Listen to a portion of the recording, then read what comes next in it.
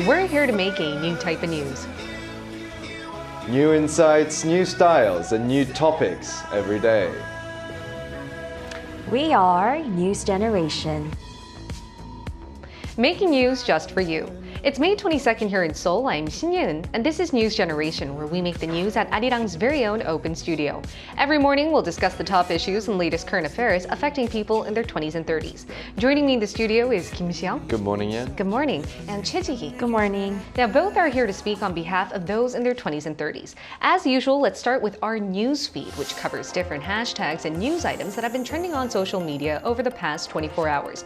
We're soon heading into June, but it looks as if it's snowing at dinner time. If you look closer, though, it's not snow. It's actually swarms of mayflies that have been appearing across the Seoul metropolitan area. These large insects are known as oriental mayflies and usually found in areas with clean water. As the Han River runs through the capital, we've been seeing these 2 to 3 centimeter long bugs flying about. Though they naturally die within 4 to 5 days, many residents have expressed their disgust to see these swarms of insects. Next up, 12 out of 25 law schools in Korea reportedly raised their tuition from this year. The Education Ministry said the average annual tuition for these schools went up by 1.2%, which is around $126. This brings the total to around $11,000 per year. Officials say this is the biggest spike since 2014.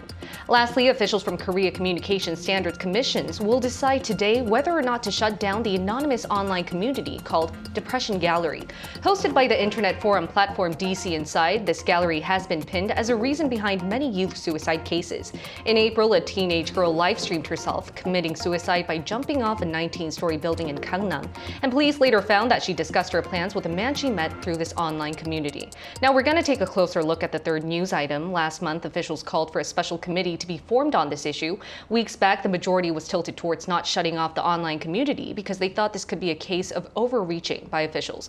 More specifically, the Korea Communication Standards Commission only shuts down online sites with at least 70% of its content being illicit or containing misleading facts, and that's why it was really hard for officials to also shut down the contentious website called Ilbe Storehouse, which was filled with hate speech against women, liberals, and ethnic and sexual minorities.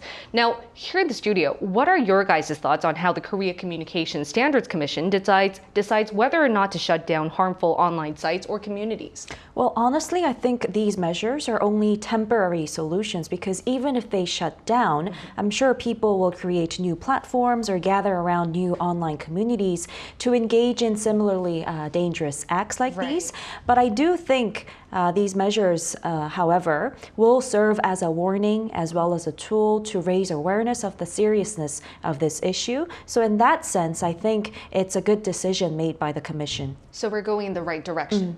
Right, and over the past week, officials found 15 posts uploaded on this so-called Depression Gallery to be filled with illicit, harmful information. Another 5 were thought to encourage suicide. So Xion, what do you think about officials trying to monitor and regulate what's happening on the free and open internet? Yeah, I mean, as you said just now, about 70% or more should be illicit materials for the Commission to be actually able to take down the website. Right. I think that's a fair judgment, of course.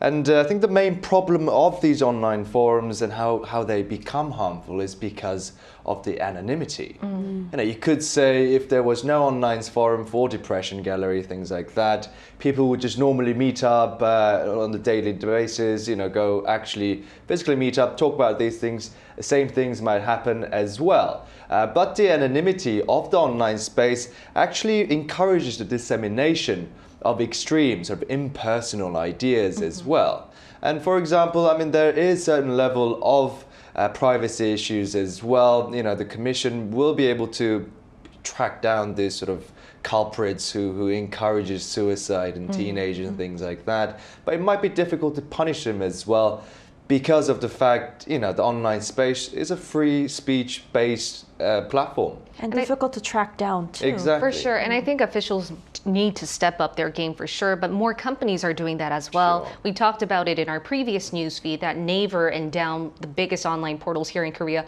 are also trying to strengthen measures to stop people from, leaving malicious comments and, swaying the general public's opinion on what needs to be done. And that was our news feed for this Monday. Moving on to today's discussion topic, the leaders of the G7 group of major democracies met up in Hiroshima over the weekend. Their 3-day summit took place in Hiroshima, where the world witnessed the first ever nuclear attack. Today on NewsGen, we're going to delve a bit deeper into the history and symbolism of this city. Take a look at the screen. On August 6, 1945, a U.S. Air Force B-29 bomber dropped a single atomic bomb on the city of Hiroshima. Around 70,000 were killed in the initial blast. Tens of thousands died more slowly from burns or radiation-related illnesses. 2 years later, some scientists who developed this deadly atomic bomb created the Doomsday Clock. The clock shows how close the world is to yet another nuclear disaster. Currently, it shows that we're only 90 seconds to midnight. We're seeing Iran try to develop nuclear weapons, China is building up its arsenal, North Korea is constantly testing its capabilities, and Russia could potentially resort to nuclear options to seek full-fledged victory in Ukraine. That's why the leaders of the G7 have convened in Hiroshima. They've chosen this Japanese city to highlight the dangers of nuclear weapons and make sure this type of history is never repeated. NewsGen aims to answer 3 questions related to this topic. 1. Why should the younger generation gear their attention towards this year's G7 summit in Hiroshima? 2. Who were the victims of the Hiroshima bombing? 3. How can we prevent nuclear weapons from ever being used again? From last Friday, leaders of the G7, short for the Group of 7 countries, convened at Hiroshima for their annual summit. Why Hiroshima? It'd be great if you could explain to us the significance behind this location. Of course. At a glance, Hiroshima is not the most obvious location for the world leaders meeting of the G7. Compared to Japan's more well-known metropolises, southwestern coastal city of Hiroshima lacks in size, population, nor is it a major political or economic hub. But what it has is a symbolic identity from its history. Now let's have a closer look at where Hiroshima is located. At the end of the Second World War, on August 6, 1945, the United States detonated an atomic bomb named Little Boy on Hiroshima, which obliterated the city, killing an estimated 140,000 people. Little Boy wiped out all structures in the city except for one building called the Atomicbomb Dome, which the G7 representatives took a group photo in front of. According to the Korea Atomic Bombs Victim Association, there are also an estimate of 35,000 Korean casualties as well, which never actually became internationally acknowledged as Korea was still annexed under Japan.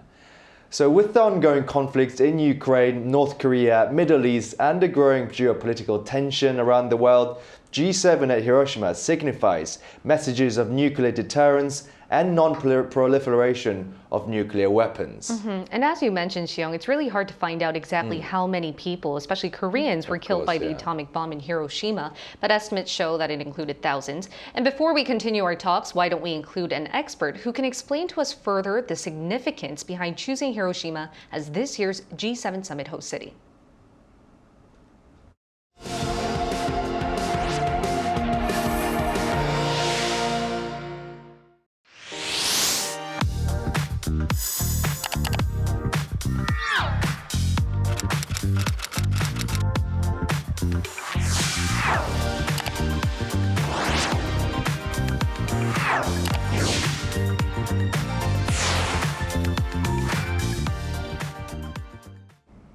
Let's now talk to Alexis Dutton, a professor of history from the University of Connecticut. She's currently writing a book about Japan's territorial disputes. In other words, she's an expert of Japan's geography and its history. Great to have you with us, Professor Dutton. Thank you for including me. Good evening, Professor Dutton. Good morning. All right. Now, what's the significance behind G7 leaders visiting Hiroshima? They even went to the Hiroshima Peace Memorial Park. Now, what can we interpret from that? Well, 2 things. Most important, of course, is the global context, Russia's invasion of Ukraine, and we're talking about the potential of another nuclear war at any moment. At the same time, we're also talking about Japanese Prime Minister Kishida's home territory, which is Hiroshima. And, this is his home base, and he's made it an effort to bring the G7 to his hometown to do what he has done politically, which is to talk about a world free of nuclear weapons. What's I have to say, a little frustrating as a historian is some opportunities were lost at this moment because of the intensity of Russia's invasion of Ukraine.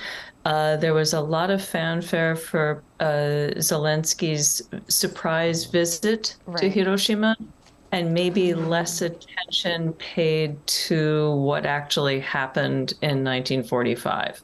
For sure, Zelensky's surprise visit on Saturday became the main agenda as a lot of G7 leaders and other invited countries were talking about what to do in the situation over in Ukraine.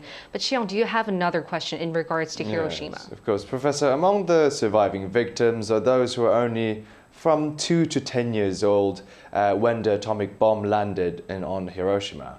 So how did the August 6, 1945 change their lives as a historian? It changed their lives, it changed our lives.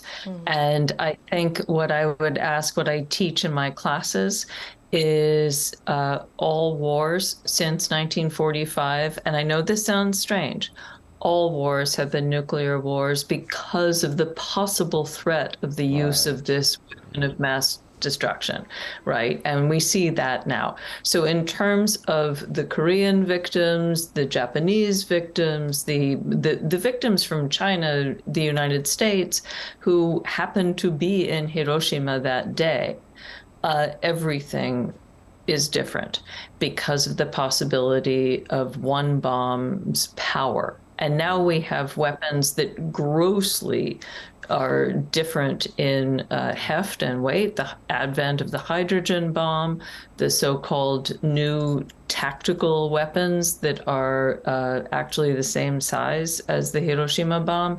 Everything is different because of it. Right. And you mentioned how back then there were some Korean residents who fell victim to this incident as well. Could you tell us how Korean survivors are doing right now? Sure. And I actually appreciate you have recently had a conversation about mental health issues. And I think that may be a way to frame it in terms of the very few remaining survivors. These are people now in their late 80s, 90s, who have been almost denied their humanity for a long time. And I'm not blaming any particular country in this. I mean, this is sort of something that is the United States' big history problem, our Yoksa Munje, if I could put it that way. You know, telling people that they have fallen victim to something nobody even knew existed and then being erased. What I find interesting as a teacher, and I'll try to say this very quickly, there was not a word in Japanese for the bomb that fell out of the sky. And when it happened, because it was brand new.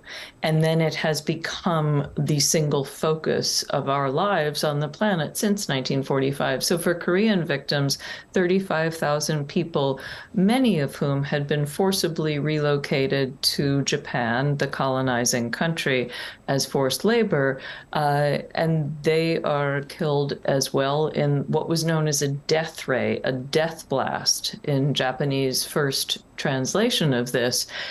Only if those few who were able to return to Korea to be doubly ignored. And so, you know, it's when we talk about mental health today, we have to think about what the people who came before us have really endured as they have tried to bring awareness of the horrors of the 20th century.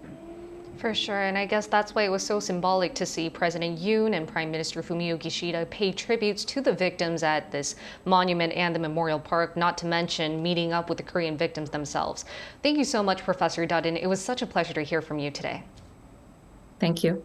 Thank you, Professor. Thank you. All right, so Professor Dutton continuously mentioned that we're still in a place, of era, where nuclear threats are still here prevailing. What were your thoughts on that? Well, I liked how she mentioned it was quite frustrating how the actual focus was not really on Hiroshima itself, but because of Zelensky's surprise visit, it was a little bit shifted to the war in Ukraine. But I have a slightly different thought because I think this is an imminent issue right now, the war in Ukraine. It's been going going on for over a year now. And I think Hiroshima was a very good foundation and a historic reminder for all of us to make sure that we know the danger of this destructive weapon and that it's not used again in this ongoing war. For sure, because there are talks that a nuclear threat is prevailing there in that area Right. as well. Any thoughts you had about today's interview, Xiao? Yeah, I mean, I definitely agree with Professor Dutton as well. She did mention how every single war can be considered, since 1945, can be considered a nuclear war because there's always a threat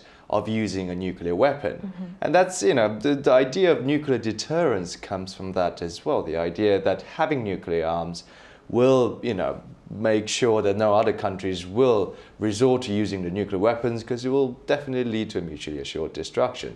So things like that, I think, really good points to be mentioned. Zelensky met with President Yoon as well. I guess another attempt to get some arms support Non-lethal weapons, yes, from South Korea as well. So I think there's a very good few different aspects and good points that Professor Dutton made on the Korean survivors as well. And another fascinating point for me was the importance of education and raising light, shedding light onto these issues for more of the public to know about this. But now we're going to shift focus to the visit, the G7 visiting the Hiroshima Peace Memorial Park. Now this was extra symbolic because it demonstrated their directive to pursue peace and end nuclear threats in the international community. And I think it's up to young people in South Korea to be alert about this issue because unfortunately we're in the center of constant nuclear threats from Pyongyang. The same goes for people in Ukraine, as a lot of people are raising concerns over the potential use of nuclear weapons by Moscow. Now, speaking on behalf of young people here in the studio, what did you guys think about the G7 summit being held in Hiroshima, and what would you like to see in terms of stopping nuclear weapons from ever being used again? Well, first of all, I mean, we've been saying this repeatedly. It's very symbolic and significant that the G7 summit was held in Hiroshima.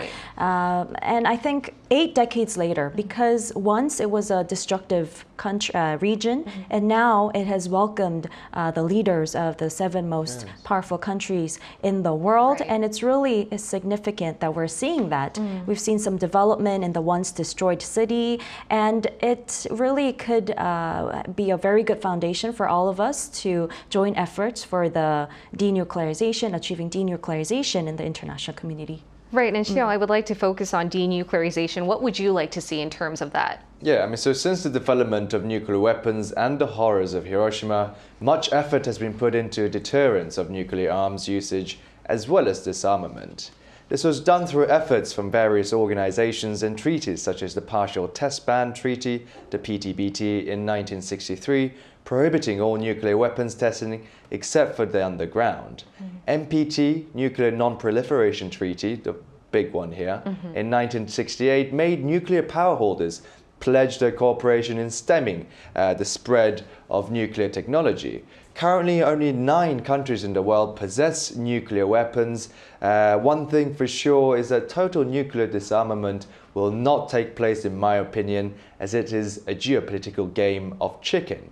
So, I mean, it was a bit of a shame to also see G7 leave out China and Russia from the meeting, whilst expanding invitations to 16 countries in total. I mean, China and Russia are 2 out of the 9 nuclear powers in the world, and if anything, they might be the ones who are most inclined to use such weapons in the near future. And it shouldn't be left out in a different conversation. We shouldn't have geopolitical blocks from taking, apart different regions of the world and creating more tension. Something like G7 should be a ground, a platform for all countries, for all people to actually talk about things, issues, whether it be political or economic. And experts were very concerned as well because China was holding their own summit with Central Asian leaders. It's things like that, because the G7 didn't involve them. Further dividing the world and flaring geopolitical tensions.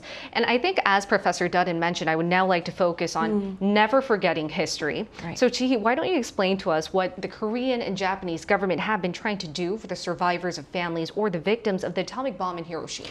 Right. Well, unfortunately, until now, not many Koreans who fell victim to this tragic incident was known to the public, and not many efforts were made to really recognize them. And like Professor Dutton said, I liked how the governments around the world, including the U.S. and Hiroshima, the region itself, hasn't really recognized the Korean victims, and the number was mistakenly mentioned in the past as well. It was 35,000, from 30 to 35,000. The exact numbers cannot be calculated because of the because of the characteristics of the bombing. And before they mentioned that it was only 5,000 or 8,000 people, which From really Japanese government exactly, estimates. that deeply offended the Korean victims who survived, and the truth really must be investigated. And it's really welcoming that the governments of both countries, Japan and South Korea, they've been showing commitment and efforts through, for example, recently visiting the specific monument that was built for the Korean victims in the Memorial Park, and also President Yoon becoming the first ever president to meet the group of victims, Korean victims of the Hiroshima bombing. This really shows that they're trying to really make up for the past mistakes and not forget history, and make sure that they're recognized and known and they're not offended anymore going forward. And now, before we continue our talks, let's hear what our viewers had to say on today's discussion topic. So we asked them what type of lessons we should take away from the Hiroshima bombing. Take a look at the screen to find out what they said. So Leon Teo said countries who start wars to expand the size of their land and or to show off their military power will never succeed. The only ones who suffer during wartime are eventually your own citizens, and you'll realize it's all futile in the end. Hussein Demir said, I think the main lesson is that war is very costly in terms of human lives. It's very important to prevent it from happening through diplomacy rather than letting issues lead us there. Asian Prince said World War II taught us what wars cause tragedies, and the recovery time for the places destroyed by war weapons may take a lot of time. Now, this is my last question for you two in the studio. I'd like to ask you the same question. Xiong, what are some key takeaways from the Hiroshima bombing in 1945? Yeah, I mean, to be honest, I guess I'll be speaking more of a bigger message. But the world has never always been in a geopolitical turmoil with superpowers and contenders fighting for a place and more influence, both economically and politically, in the world. And nuclear deterrence is the key takeaway from the little boy Hiroshima bombing, I would say. Nuclear deterrence means sort of not using nuclear weapons because you know the other guy has nuclear weapons as well. And I think that's how the peace is being continued to this stage. So Hiroshima showed that atomic bombs or any nuclear weapons guarantee MAD, what we call mutually assured destruction. So I guess the takeaway would be from Hiroshima that nuclear weapons definitely shouldn't be used. There's a lot of cyber warfare going on as well, but I think it's the human nature, to be honest. At this point, there's always going to be geopolitical tensions. Right, and especially now with flared geopolitical tensions on various different war fronts, we'll have to see what happens. All right, now we'll be here every day from 9:30 to 10 a.m. Korea time, bringing you more topics young people are talking about. Special thanks to Kim Xiang. My pleasure, yeah. And Choi Ji-hee. My pleasure. All right, thank you everyone for watching. We'll see you tomorrow. We are News Generation.